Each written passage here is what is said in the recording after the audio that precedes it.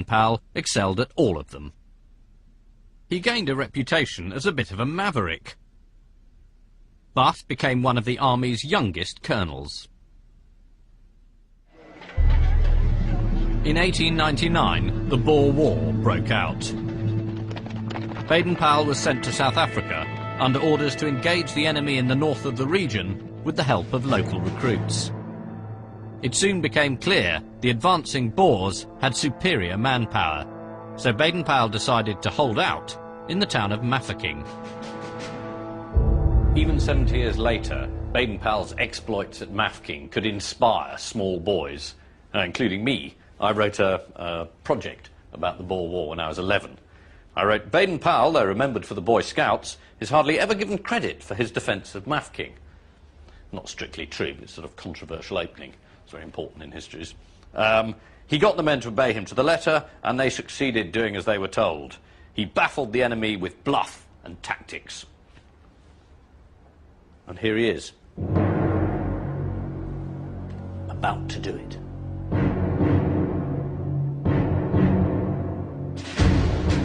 Right from the outset, Baden-Powell was heavily outnumbered. There were about 2,000 armed men in Mafeking. 1,100 of them whites, the rest natives, and only about a quarter of all of them had any sort of military training. These lot were facing 6,000 Boers.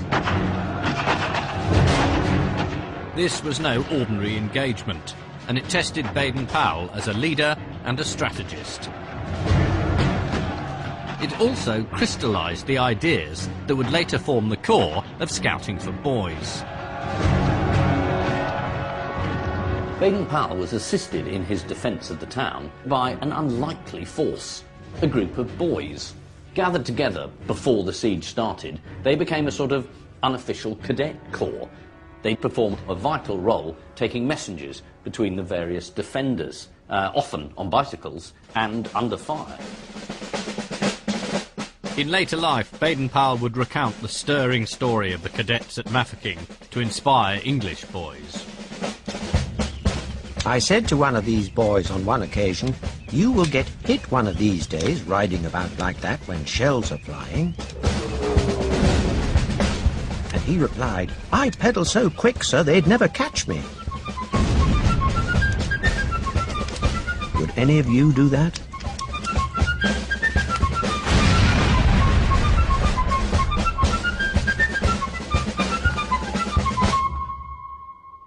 Much of Baden-Powell's subsequent reputation was based not on his complex military strategies, but his use of tricks and ruses to try and fool the Boers into thinking the British were better equipped than they were. They didn't have any mines, but Baden-Powell got these men to walk out beyond the perimeter, carrying big black boxes, and then to bury them deep in the sand at intervals. Then later on, he let off a stick of dynamite in the same area, and the Boers were convinced they were laying a minefield. Another of his tricks was to stake out all these posts along the front and then to have men moving between them as if they were laying barbed wire. They weren't, because they didn't have any barbed wire, but the Boers couldn't see that, and so they believed that the whole of this front here was fortified. Again, I mean, it was a sort of slightly bonkers, but a brilliantly effective ruse. Despite such daring innovations, Baden-Powell's problems magnified. The town was shelled. Many were injured or died. Horses were killed for meat, and food was heavily rationed. Yet convinced he must lead by example, Baden-Powell's positive attitude remained unshaken. People expect you to be able to give them an idea of how long they're going to be in this position and whether the food's going to hold out. And you effectively have to pretend to be omniscient. You have to be ultra calm. And Baden-Powell had been a very successful amateur actor, and he knew what was required. He could act really cool.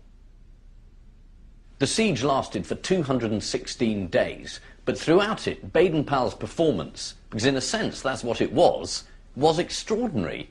He managed to maintain not only a stiff upper lip, but a smile as well. When he wasn't pulling stunts against the Boers, he was putting on plays in the town or staging games. And when the public at home heard about his exploits, they glowed with pride. This was true British grit. Bravos for BP, ring, ring, the bells ring. Bravos, bravos, bravos, for Mafeking's king, our hero.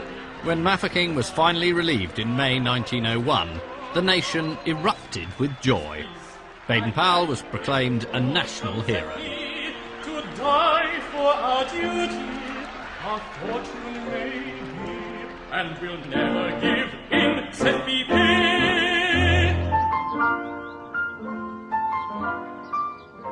The British may have been the ultimate victors, but the Boer War had left the nation badly shaken. Mafeking was one redeeming highlight in an otherwise undistinguished colonial war. And one of the reasons the British Army performed so badly was that compared to the Boers, the healthy, outdoor farmers-turned-soldiers, the British troops had been weak and sickly. The Director General of the War Office had even issued a memo warning that between 40 and 60% of the men trying to enlist had been declared unfit for service. The Edwardian establishment was terrified that after a century of rapid industrialisation, Western society might be, in their words, degenerating. A deeply influential book at the time was Max Nordau's Degeneration, which saw in modern urban culture a kind of frantic pace that he believed would lead to the decline of the West. The dead, carried off by heart and nerve diseases, are the victims of civilization, the consequences of states of fatigue and exhaustion, of the vertigo and whirl of our frenzied life. The Victorian factories had made the nation wealthy, but they'd also manufactured an urban underclass.